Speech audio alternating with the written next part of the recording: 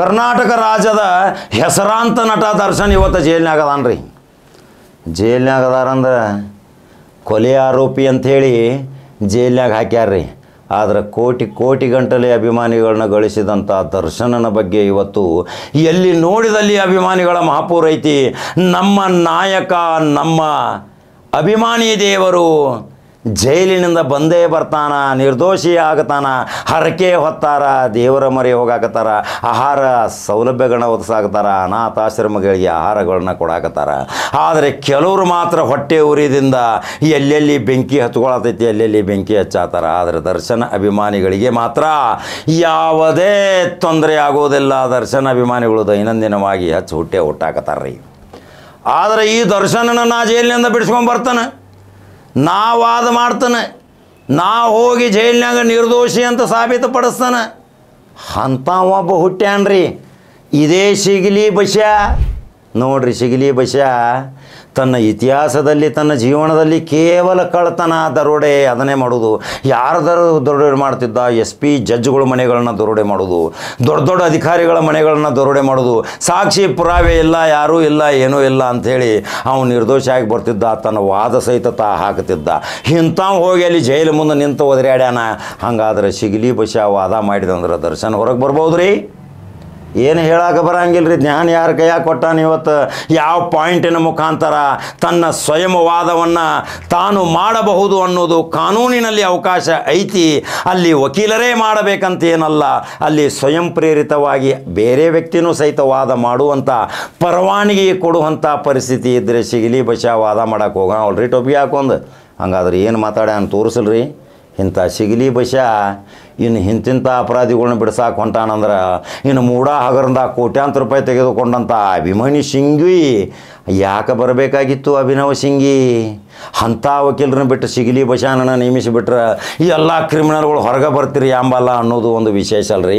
ಇದ್ರ ಬಗ್ಗೆ ಏನು ಅನಿಸಿಕೆಗಳದಾವೆ ನಿಮ್ಗೆ? ಶಿಗಲಿ ಬಸ್ಯಾನ ಬಗ್ಗೆ ತನ್ನ 30-40 ಕೇಸ್ಗಳು ತಾನೇ ನಿರ್ದೋಷಾಗಿ ಬಂದಾನ, ಹೆಂಗೆ ವಾದ ಮಾಡಿರಬೇಕು? ಇದನ್ನು ವಿಚಾರ ಮಾಡಿರಿ, ಅನಿಸಿಕೆಗಳನ್ನ ಹಾಕಿರಿ, ಯೂಟ್ಯೂಬ್ದಾಗ ಬಟನ್ ಹೊಡ್ರಿ. ಕಡಕ ಜವಾರಿ ಕಾಕಂದ ಮತ್ತೊಂದು ಕಡಕ ಸುದ್ದಿ ಹೋಗಿ ಬರ್ತೀನಿ. ನಮಸ್ಕಾರ.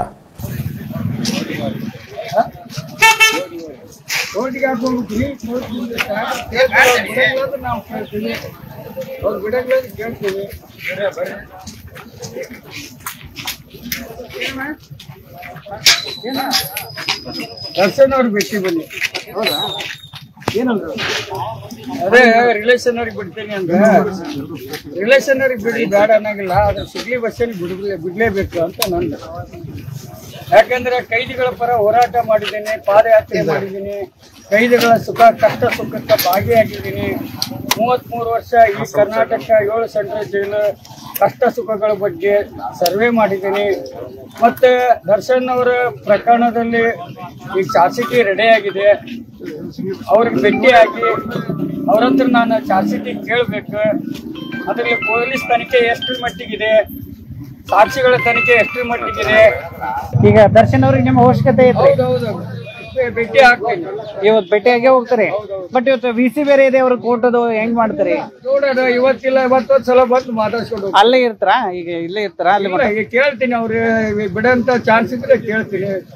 ಬಿಡ್ಲಿ, ಇಲ್ಲ 4 ಗಂಟೆ ಮೇಲೆ ಭೇಟಿ ಆಗ್ತೀನಿ. ಯಾರು ಗದಗ ಜಿಲ್ಲಾದಿಂದ ಬಂದಿದ್ದೀನಿ. ಇವತ್ತು ನಮ್ಗೆ ಇಲ್ಲಿ ಇರಾಕ್ ವಾಸ್ತವ್ಯ ಇರೋದಿಲ್ಲ.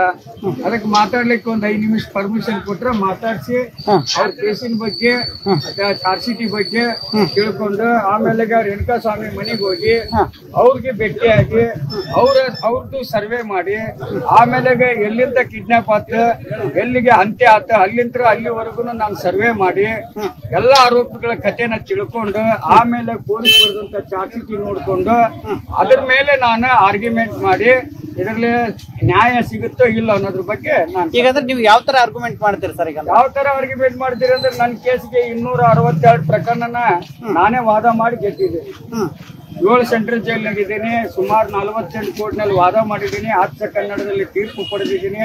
ಸಾರ್ವಜನಿಕ ಪಬ್ಲಿಕ್ ಆರೋಪಿಗಳದ್ದು ಕೈದಿಗಳಿಗೂ ನಾನು ನ್ಯಾಯ ಕೊಡಿಸಿದ್ದೀನಿ. ಇವತ್ತು ಜೈಲಲ್ಲಿ ಕೈದಿಗಳ ಬಿಡುಗಡೆ ತಡೆ ಹಿಡಿದಿದ್ರಿ ಹಿಂದೆ. ಅದಕ್ಕೋಸ್ಕರ 500 ಕಿಲೋಮೀಟರ್ ಹೆಂಡ್ರು ಮಕ್ಕಳು ಕರ್ಕೊಂಡು ಧಾರವಾಡ ಜಿಲ್ಲೆಯಿಂದ ಬೆಂಗಳೂರು ರಾಜಧಾನಿವರೆಗೂ ಹೋಗಿ ಪಾದಯಾತ್ರೆ ಮಾಡಿದ್ದೀನಿ.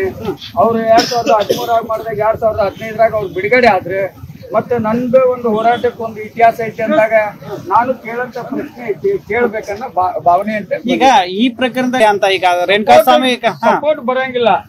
ಈಗ ನನ್ ಕೇಸ್ ನಾನು ಕಳ್ಳ, ನನ್ನ ಹಿಡಿದಿರ್ತಾರ, ಪೊಲೀಸ್ನವ್ರು ಹೆಂಗ್ ತನಿಖೆ ಮಾಡಿರ್ತಾರ ಅದ್ರ ಮೇಲೆ ಕೋರ್ಟ್ ನೋಡ್ಕೊತೈತಿ. ಆ ತನಿಖೆನ ನಾನು ಸ್ಟಡಿ ಮಾಡಿದಾಗ ನನಗ್ ಗೊತ್ತಿದ್ದಂಗ ಲಾಯರ್ಗೆ ಏನ್ ಗೊತ್ತಿರ್ತೈತಿ, ಅವ್ರು ಬರೀ ಪೊಲೀಸ್ ಚಾರ್ಜ್ ಶೀಟ್ ನೋಡಿ ವಾದ ಮಾಡ್ತಾರ. ಆದ್ರೆ ನಂದ್ ಹಂಗಲ್ಲ. ನಾನು ಮೊದಲು ಗುಣ ಜಾಗ, ಆರೋಪಿಗಳ ಕುಲಂಕುಷವಾಗಿ ಸ್ವಖುಷಿ ಹೇಳಿಕೆ ಇವನ್ನೆಲ್ಲ ಪಡ್ಕೊಂಡು ಆಮೇಲೆ ಪೊಲೀಸ್ ಬರ್ದಂತ ಚಾರ್ಜ್ ಶೀಟ್ ತಗೊಂಡು ನಾವು ವಾದ ಮಾಡ್ಬೇಕನ್ನೋ. ಯಾಕಂದ್ರೆ ಇದು 164 302 ಆಮೇಲೆ 201 ಸಾಕ್ಷಿ ನಾಶ ಆದಂತ ಈ ಒಂದು ವೇಸ್ಟ್ ಆದಂತ ಪ್ರಕರಣ ಇದು. ಇದನ್ನ ತನಿಖಾಧಿಕಾರಿಗಳು ಅತಿ ಹೆಚ್ಚಿನ ಒಂದು ತನಿಖೆಗೆ ಒಳಪಡಿಸಿ ಇದರಲ್ಲಿ 164 ಸ್ಟೇಟ್ಮೆಂಟ್ ಪ್ರತ್ಯಕ್ಷ ಸಾಕ್ಷಿಗಳು ಹುಟ್ಟು ಹಾಕಿದಾರ ಅಂತಂದು ನನಗೆ ತಿಳ್ಕೊಂಡಿದ್ದೇನೆ ಮಾಧ್ಯಮಗಳ ಮೂಲಕ. ಈಗ ಅದು ಯಾವ ರೀತಿ 164 ಸ್ಟೇಟ್ಮೆಂಟ್ ನಲ್ಲಿ ಚಾರ್ಜ್ ಶೀಟ್ ಆಗೈತೆ ಅನ್ನೋ